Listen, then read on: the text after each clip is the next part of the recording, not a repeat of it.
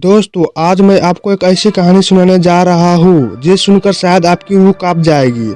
एक ऐसी कहानी जो हमारे देश के माथे पर एक काला धब्बा है। 31 अक्टूबर 1984 दिल्ली की सड़क पर आग, डर और सन्नाटा था। एक 8 साल का बच्चा खिड़की से देख रहा था। उसके पिता को भीड़ में पकड़ लिया गया, गले में टार डाल दी गई, मिट्टी का तेल डाला गया और आग लगा दी गई। माँ चीख रही है पर किसी को रहम नहीं आया। दोस्तों, यह कोई फिल्म नहीं, यह सच था और यह दिल्ली में हमारे भारत में हुआ था। इस कहानी को समझने के लिए थोड़ा पीछे चलना होगा।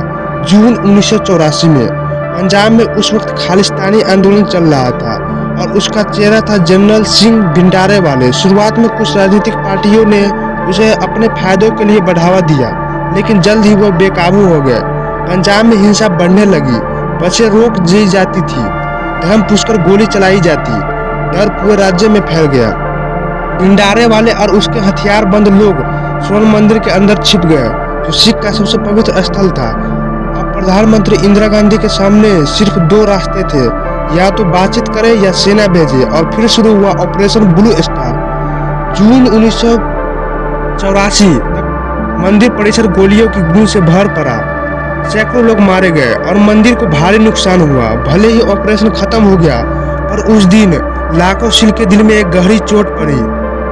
भले ही ऑपरेशन खत्म हो गई, पर उस दिन लाखों सिख के दिलों में एक गहरी चोट लग गई।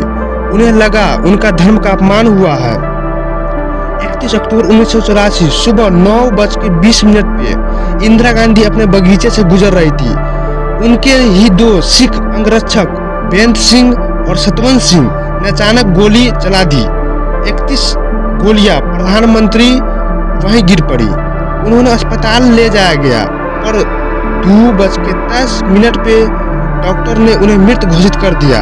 शाम को दूरदर्शन पर खबर आई, प्रधानमंत्री इंदिरा गांधी की हत्या कर दी गई है। पूरा देश शौक में था, लेकिन अगले 72 घंटों में जो हुआ वो इस हत्या का बड़ा घाव था। शाम तक अफवाहें और गुस्सा फैलने लगा। 1 नवंबर की सुबह भीड़ सड़कों पर थी, हाथों में डंडे, लोहे की रोड और पेट्रोल के डिब्बे।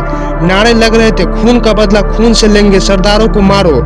सिखे के घरों को निशाना बनाया गया, उनके बाल पकड़े गए, तार पहनाए गए और जिंदा जलाया गया। तिलोकपुरी, सुल्तानपुरी, मंगोलपुरी, हर गली हर मोहल्ले पर युद्ध भूमि बन गया। लेकिन सबसे डरावनी बात यह थी, भीड़ के पास वोटर लिस्ट थी। उन्हें मालूम था कौन सिख है और कहाँ रहता है। इतना सब सिर्फ गुस्से में नहीं हो सकता है, यह प्लान्ड और ऑर्गेनाइज्ड था। कई जगहों पर राजनीतिक नेताओं ने भीड़ को लीड किया। कई पुलिस वाले चुपचाप खड़े रहे थे, कुछ भीड़ का हिस्सा ही बन गए। एक माँ ने अपने 3 बच्चों को पानी के टैंक में छिपा दिया था और खुद उनके ऊपर लेट गई ताकि आवाज न सुन पाए। 5 घंटे बाद वह जिंदा निकली। बच्चे भी बचे और उनके पति और घर राख हो चुके थे। एक दूसरी औरत अपने 6 महीने के बच्चों को गोद में लिए भाग रही थी।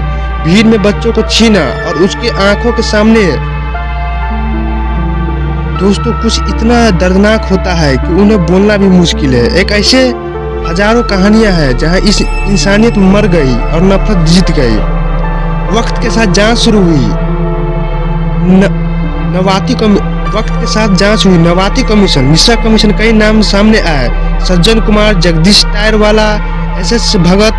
सर्वाइवल ने कहा वो भीड़ को लीड कर रहे थे, हथियारें बांट रहे थे, पर सबूत गायब, गवाह डरा गए और केस बंद हो गया। 96 मामलों में कोई सजा नहीं हुई। सिर्फ 2018 में 34 साल बाद एक नेता को सजा मिली, बाकियों को क्लीन चिट। और उसके वक्त राजीव गांधी का बयान, जब कोई बड़ा पेड़ गिरता है तो धरती हिलती है, वो शब्द भी आज सर्वाइवर के दिल में जख्म बनकर घुसती है।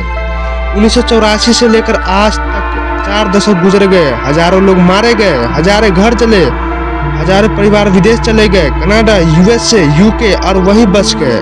कई लोग आज भी हर रात वही खौफनाक पल देख रहे हैं। यह जख्म अब भी ताजा है। दोस्तों, यह कहानी सिर्फ अतीत नहीं है, यह एक सबक है कि जब राजनीतिक नफरत को हवा देती है तो इंसानियत हैवानियत बन जाती है। 1984 के सिख सिर्फ मारे नहीं गए थे, उनके हाथ इंसानियत मारी गई। तो अगर हम वाकई इंसान हैं तो हमें याद रखना होगा, धर्म नहीं मारा गया था, इंसानियत मारा गया था। और आज 40 साल बाद भी हमें यह बोलने की हिम्मत रखनी होगी, हाँ यह था और एक नरसंहार था।